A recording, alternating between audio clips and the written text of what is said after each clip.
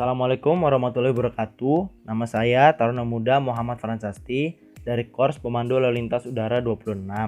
Pada video kali ini saya akan menjelaskan salah satu materi dari mata kuliah Radio Aid Navigation, yaitu Non-Directional Beacon.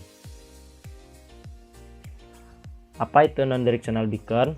Non-Directional Beacon merupakan salah satu fasilitas rambu udara radio yang paling sederhana dan menjadi persyaratan minimal yang diperlukan bagi suatu bandar udara. NDB membantu penerbangan untuk mengetahui posisi suatu bandar udara dengan memancarkan sinyal gelombang radio ke segala arah. Peralatan NDB bekerja pada frekuensi antara 190 kHz hingga 1750 kHz. Standar parameter NDB itu apa sih? Standar parameter NDB mengacu pada CASR atau Civil Aviation Safety Regulation nomor 171/02 tentang spesifikasi teknis fasilitas telekomunikasi penerbangan. Yang kedua ada Keputusan Menteri nomor 28 tahun 2005 tentang kriteria pemasangan letak NDB. Yang ketiga ada ICAO Annex 10 tentang Aeronautical Telecommunication. Yang keempat yaitu ada ICAO Dokumen 8071 tentang Manual on Testing of Radio Navigation Aids.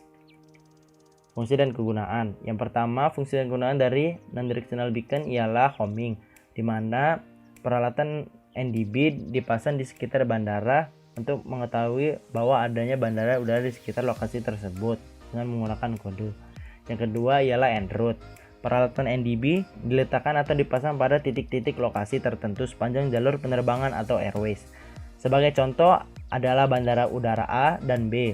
Karena jaraknya sangat jauh, maka jangkauan pancaran NDB dari kedua bandara udara tersebut tidak saling bersentuhan, yang disebut unipersepsional. Sehingga untuk menjamin agar pesawat yang terbang antara dua bandar udara tersebut saling mendapatkan sinyal panduan, maka di antara kedua bandar udara tersebut dipasang lagi peralatan NDB sebagai en route. Yang ketiga sebagai holding. Biasanya ATC memerintahkan pilot untuk menuju ke holding pattern.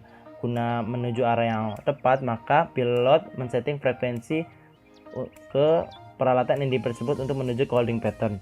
Yang keempat ialah locator, dan berfungsi NDB fungsi sebagai garis tengah dari landasan pacu atau runway center line, di mana pesawat dapat landing lurus dengan landasan pacu.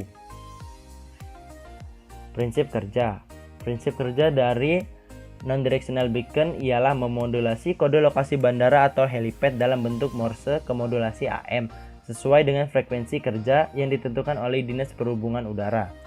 Dalam suatu penerbangan, pilot akan memilih frekuensi radio menggunakan Automatic Direction Finder berdasarkan jalur penerbangan dalam rencana penerbangan yang ditentukan sebelumnya dan memanfaatkan tombol tuning untuk menyetel frekuensi ground station.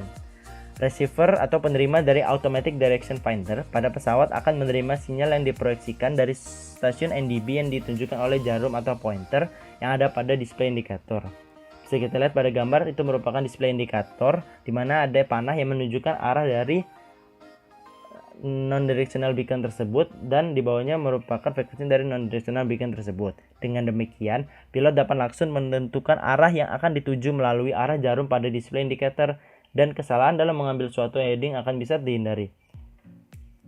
Klasifikasi NDB. Klasifikasi NDB ada 3 jenis, yaitu yang pertama low range. Daerah cakupan dari low range tersebut berkisar 50 nautical mile hingga 100 nautical miles, di mana 1 nautical miles mengacu pada 1,852 km dengan daya pancar atau output power antara 50 sampai 100 watt. Yang kedua yaitu medium range. Daerah cakupan medium range berkisar 100 nautical miles hingga 150 nautical miles dengan daya pancar output power antara 500 hingga 1000 watt.